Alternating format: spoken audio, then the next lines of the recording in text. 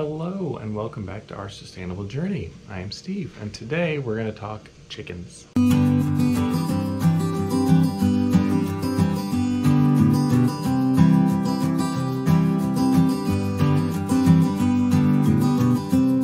So you may notice that I'm sitting in front of a freezer. This freezer has our meat birds. They got finished at the processor the other day. And so I want to show you how that all worked out and kind of go through some of the numbers so you can see if you want to do this for yourself. So we've said in the past that we did Cornish cross. We started with about 180, we ended with about 140. So that's really bad numbers. But there were a couple factors there. We lost a lot in the beginning, and that's normal to lose some in the beginning, but we lost a lot in the beginning, so it was kind of strange. And then the stress of moving them, we lost a couple right before processing day as we moved them from the pasture out into our livestock trailer because they get stressed. And it's the end of June and it's hot, and so they get stressed and hot and they're in a new situation, they die. So it's unfortunate, really unfortunate, because it was like we lost two the day of, or the day before processing, which is kind of rough because you can't sell a dead bird like that. So anyway, we took them to the processor. We had to get up at 3 a.m. To get them loaded. We could have loaded them the night before into the chicken crates. I've shown those before. Those are those yellow crates. They're about 3 feet by 2.5 feet, stackable crates. They hold between 6 to 8 birds depending on their sizes. We put 6 in each just to make sure that they had plenty of room. We were trying to make them as comfortable as possible. And that worked because once they were in the cages, we didn't have any loss of life or anything like that. So our processor is about 90 minutes away. And so we got up at 3 a.m., spent about an hour loading them into the trailer. And then because of that, we had to shower because chickens don't want to be moved. And so it was pretty gross. But then we loaded them into the trailer, took them to the butcher, and got them all squared away and then pick them up the same day, which is kind of neat. So what you pick up, or what we ordered, I'll show you. So we have whole chickens, we have halved chickens, we have whole chickens that have been, so these are these are quartered chickens, and then we have basically whole chickens that are cut up into pieces and bagged. And then you can also get hearts and livers. You can also get necks, and you can also get feet. We didn't get feet because our dogs get plenty, and we didn't think any of our customers wanted them. But anyway, so for processing, so a lot of people process on farm, and we do that for our own consumption.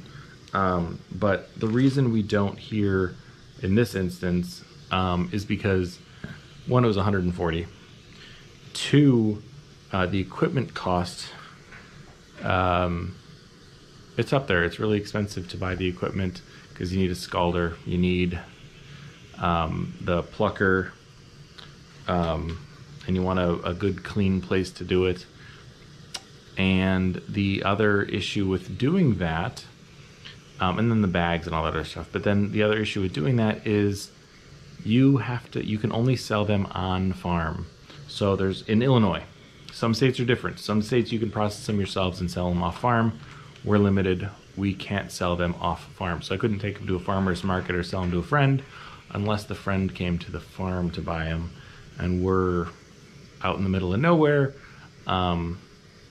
It's not an easy farm to get to. And so we don't usually have people come out to the farm for picking up food. So it's just easier and more convenient. And so I have the cost.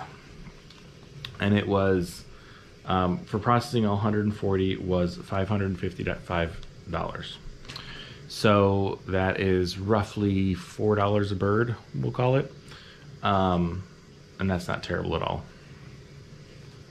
when you consider they live for about 63 days from start to finish, and they ate about 50 pounds of food a day, roughly, and our food costs about 25 cents a pound because we get it by the ton, so we get it for cheaper, and so that costs us about $12.50 a day, and I think that worked out to be, with the cost of the chickens themselves, about $9 a bird. And so overall cost would be about $13 a bird. They weigh 4 or 5 pounds in the way they are now, bagged. And so the idea is that we will sell them for, I think, about $5.99 or $6.99 a pound. And that will pay for all of that and then the next round of birds. That's the idea, is that you make a little bit of money. It's not a lucrative business unless you're doing thousands of birds, because you figure if we're selling them for $20 to $25 a bird, so 140, that's about $3,000. But the cost that went into it to build the chicken tractors, to buy the chicken crates, because they had to be in those chicken crates at our processor, that was rather expensive. So it's kind of a trade-off, whether you want the equipment or whether you want to take them to a butcher.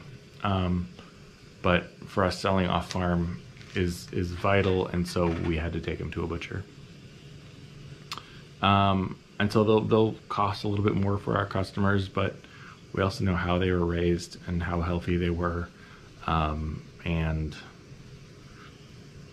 they taste amazing because we had one for dinner tonight. So some of the pros that of raising these birds and doing it the way we did it was cheaper. We didn't have the equipment costs, because a plucker could cost you a few $100s, scaller will cost you a few $100s, upwards to $1,000. And we just didn't want to have that cost plus the bags. Plus 140 would be too much for my wife and I to handle in a day, so we'd need to do it in phases, which is also kind of a con, because we could have done it, all right, we're only going to process these birds once they reach 8 pounds or, something like that. But we just opted to do it this way. It's way easier for the most part, aside from getting up at 3 o'clock in the morning to get them loaded up. But we didn't lose a couple of days processing.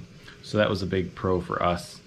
Being able to sell them off farm, that's another thing that's huge for us. We sell all of our stuff off farm. That's why we have the egg license we do, because we take our eggs to our customers. They don't have to come to us. So that's a convenience for them. And it saves us the hassle of having people, having a storefront essentially on our farm. It's just not ideal for the way we do things here. Some of the cons are we have these chicken cages now.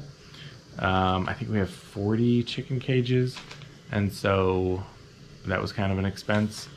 But if we ever get out of the chicken business, I guess we could sell them to somebody, because they're really good cages and they'll last forever. The other con is loading at 3 a.m. That was pretty terrible. That was yesterday. That was an exhausting day,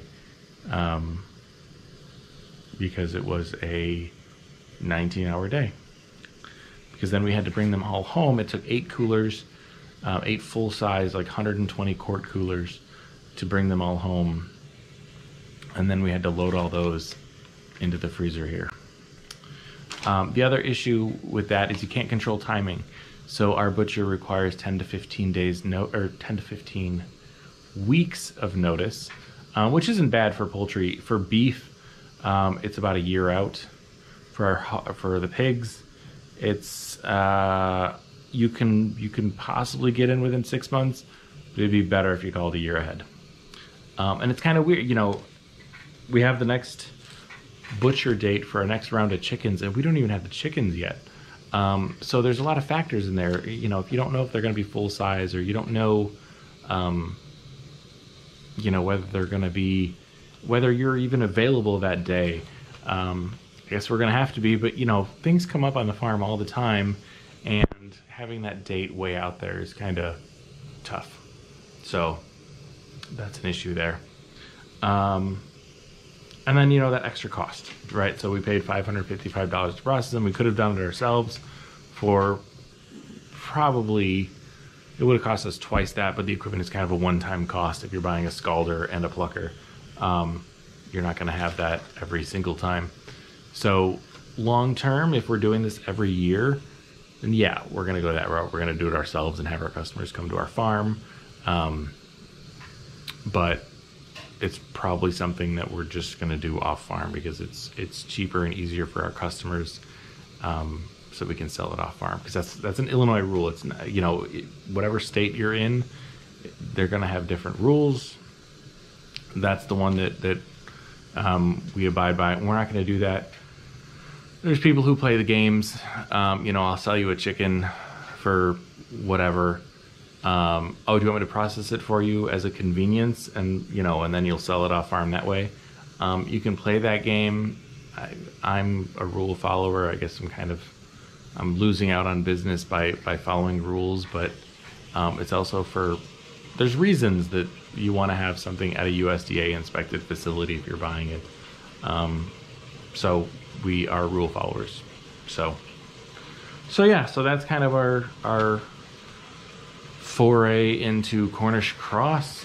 Next year we might try a different kind, but all told, oh, and then we had the cost of the freezer itself, because we did have to get us an extra freezer, because we've got a freezer for pig and now a freezer for chickens, and this is a freezer for egg, or a fridge for eggs. This is the fridge. So we do have that equipment cost, I guess. But this is going to be a long-term thing. So, freezer full of chicken. It's going fast. So, thanks for watching. We hope you learned something today about raising Cornish cross and all the pros and cons and ins and outs and expenses and whatnot that go into it. I would absolutely do it again. It was very rewarding to grow your own food like that, and to, you know, spend time with the chickens and know that they had a great life instead of being trapped in a cage or trapped in some warehouse or whatever the major processors do. So, and they got to see the sun every day.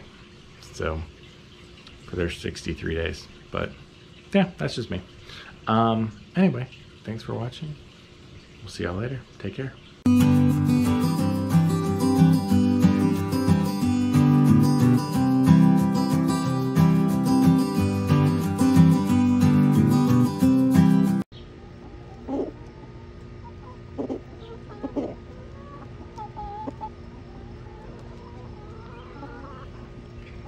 What's the matter? You hurt yourself?